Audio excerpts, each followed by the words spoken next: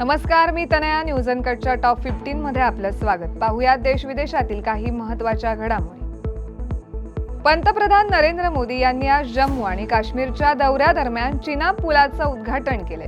जगातील सर्वात उंच रेल्वे आर्च ब्रिज चिनाब पूल आणि भारतातील पहिला केबल स्टेड रेल्वे ब्रिज असलेला अंजी पूल हे उधमपूर श्रीनगर बारामुल्ला रेल्वे लिंकचा भाग आहे. तसेच नरेंद्र मोदी यांनी आज जम्मू आणि काश्मीरच्या दौऱ्याचा भाग म्हणून श्रीमाता वैष्णोदेवी कटरा स्थानकाला भेट दिल्यानंतर श्रीमाता वैष्णोदेवी कटरा श्रीनगर वंदे भारत एक्सप्रेसला हिरवा झेंडा दाखवलाय.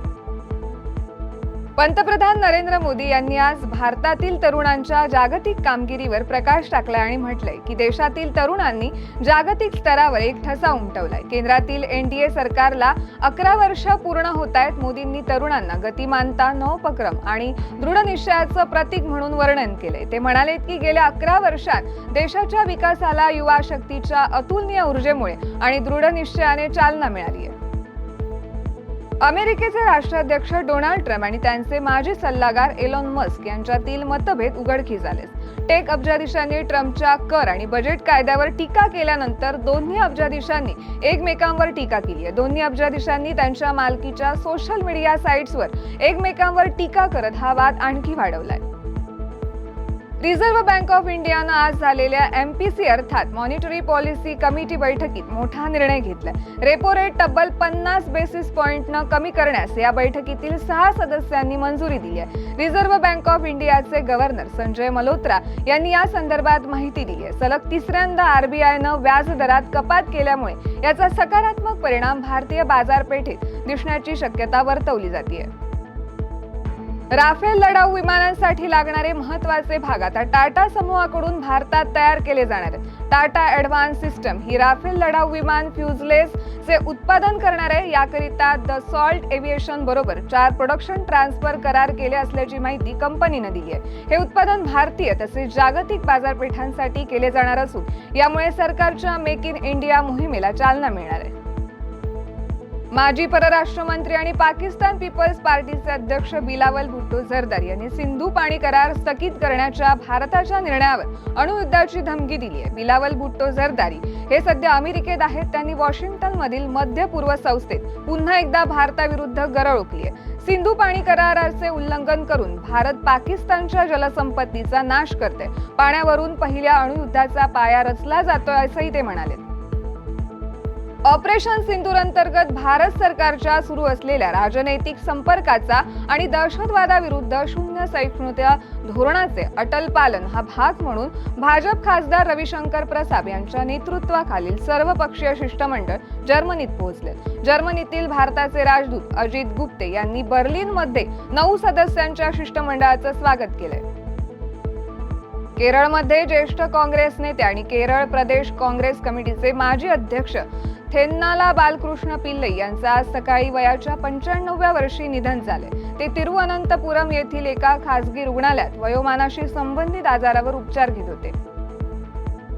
अमेरिकेत क्वाड स्पेस सहकार्य मजबूत करण्यासाठी 2025चा क्वाड स्पेस कायदा सादर करण्यात आलाय. सिनेटर केविन क्रॅमर आणि मायकेल बेनेट यांनी सादर केलेल्या विधेयकात अमेरिकेच्या संरक्षण सचिवांना क्वाड राष्ट्रांशी चर्चा सुरू करण्याचे निर्देश देण्यात आले. दिल्लीतील जवाहरलाल नेहरू विद्यापीठातील आंदोलन करणाऱ्या 45 प्राध्यापकांवर 7 वर्षांपूर्वी विद्यापीठ प्रशासनाकडून शिस्तभंगाची कारवाई करण्यात आली होती. या कारवाईच्या विरोधात प्राध्यापकांनी दिल्ली उच्च न्यायालयात खटला दाखल केला होता. आता 45 प्राध्यापकांपैकी 7 प्राध्यापकांनी खटल्यातून माघार घेत विद्यापीठाची बिनशर्त माफी मागितली. या प्राध्यापकांना विद्यापीठाकडून बढती देण्यात आली असून त्यांच्या विरोधातील शिस्तभंगाची कारवाई देखील रद्द करण्यात आली आहे.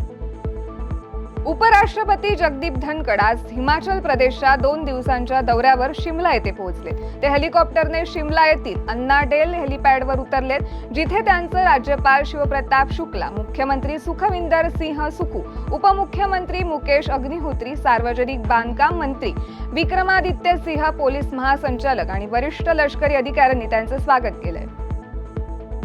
इस्रायलच्या गाझामध्ये पुन्हा कारवाया सुरूच असून पुन्हा एकदा इस्रायलने लेबनॉनची राजधानी बेरूतवर हल्ला केलाय। यामध्ये बेरूतमधील इमारतींना लक्ष्य करण्यात आलं। या हल्ल्याचा बदला म्हणून पुन्हा एकदा येमेनच्या विद्रोह्यांनी इस्रायलच्या बेन गुरियान विमानतळावर हल्ला केलाय। हे विमानतळ इस्रायलचे प्रमुख आंतरराष्ट्रीय विमानतळ असून तीनच्या हल्ल्यामुळे विमानतळावरील वाहतूक विस्कळीत झाली आहे। सर्वोच्च न्यायालयानं राष्ट्रीय परीक्षा मंडळाला 3 ऑगस्ट 2025 रोजी नीट पीजी 2025 परीक्षा एका शीटमध्ये घेण्याची परवानगी दिली आहे। सुरुवातीला ही परीक्षा 15 जून रोजी होणार होती। राष्ट्रीय परीक्षा मंडळानं परीक्षा घेण्यासाठी मागितलेल्या 2 महिन्यांपेक्षा जास्त कालावधीवर प्रश्न उपस्थित करणाऱ्या न्यायमूर्ती प्रशांत कुमार मिश्रा आणि ऑगस्टिन जॉर्ज मसिह यांच्या खंडपीठानं 3 ऑगस्ट रोजी नीट पीजी 2025 परीक्षा घेण्यामागील कारणे योग्य असल्याचं सांगितलंय। बॉलिवूड अभिनेत्री दीपिका पादुकोण सध्या व्यावसायिक आव्हानांचा सामना करताना दिसतेय। संदीप रेड्डी वांग दिग्दर्शित स्पिरिट चित्रपटातून बाहेर पडल्यानंतर आता तिला प्रभास स्टार कल्की 2 मधूनही काढून टाकण्याची चर्चा आहे। भारतीय क्रिकेट संघ आज 5 सामन्यांच्या कसोटी मालिकेसाठी इंग्लंडला रवाना झालाय, जो 2025-26 आयसीसी वर्ल्ड टेस्ट चॅम्पियनशिप सायकलचा भाग आहे। ही मालिका जून ते ऑगस्ट 2025 दरम्यान होणार आहे। रोहित शर्मा आणि विराट कोहली या दोघांनीही या महिन्याच्या सुरुवातीला कसोटी क्रिकेटमधून निवृत्ती जाहीर केल्यानंतर ही भारताची पहिली द्विपक्षीय कसोटी मालिका असेल। आणि या बातमीसह वेळ झाली आहे टॉप 15 मध्ये। इथेच थांबायची, तोपर्यंत पाहत राहा न्यूज अनकट।